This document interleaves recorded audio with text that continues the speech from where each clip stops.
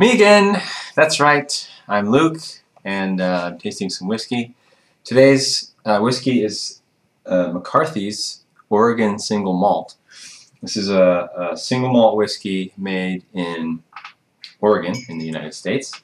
And this is actually batch number W11-01, which was bottled in June 2011.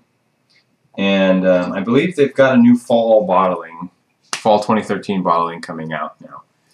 And so I thought I would open up my bottle that's been on the shelf for a while and see what's going on. So this whiskey is aged for 3 years, and it sounds like they, this McCarthy fellow,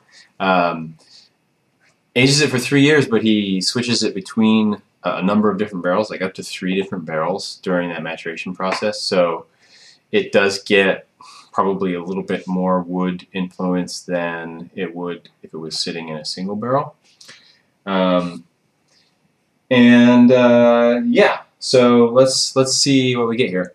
Color-wise, this is like an amber -1, pretty light in color. And I'm guessing that since this is a craft single malt, it's probably, well, it's not chill filtered, probably not colored. It says not non-chill filtered on the bottle here, but I'm guessing they're also not coloring it. Okay, so nose.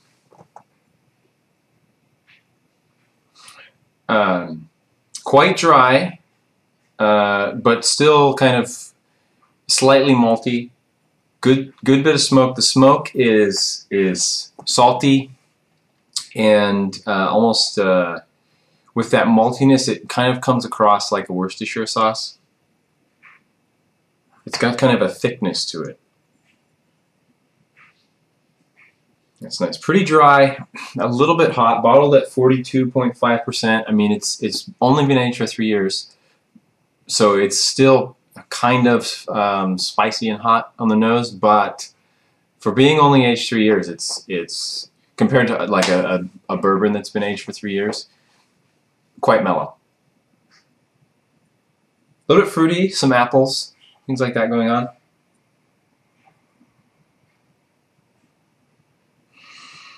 And maybe cloves also. Let's have a taste.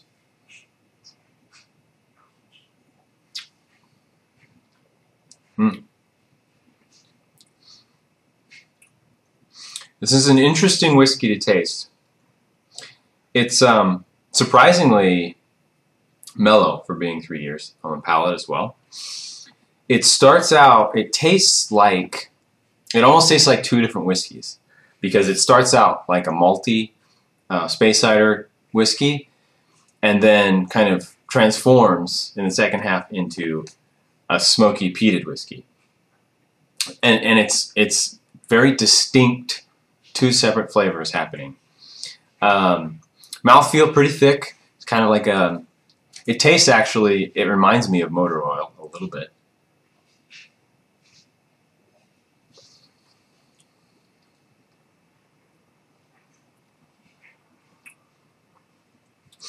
Peppery like tequila. It does have that kind of youthful spice of a tequila. A little anise. Let me add a little bit of water. It takes a little bit, not too much, just to open it up a bit. Give it a little swirl here. Oh, there we go. Yeah, the smoke is a bit forward without a little water. So a little water, it brings that smoke down, and then you can kind of get, it feels a little bit more rounded to me. And then taste now.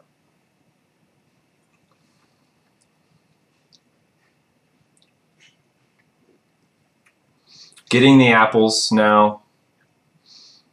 A little anise, black licorice kind of flavor. The maltiness, like sweet black licorice. Cooked ham. sweet and smoky going on. And that Worcestershire sauce comes through again a little bit. It's salty. On the finish, it's kind of dry. Like I feel like I need to drink some water. And a bit woody. And as far as the smoke goes, there's just kind of a little bit of an off bitterness going on, but like maybe it's like a little bit too smoky.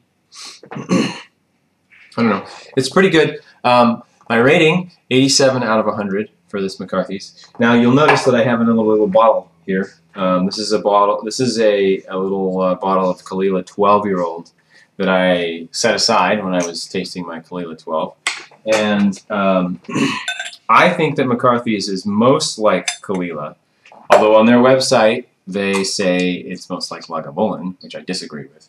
Lagavulin has a lot more like sherry and sweet, heavy, oily richness to it.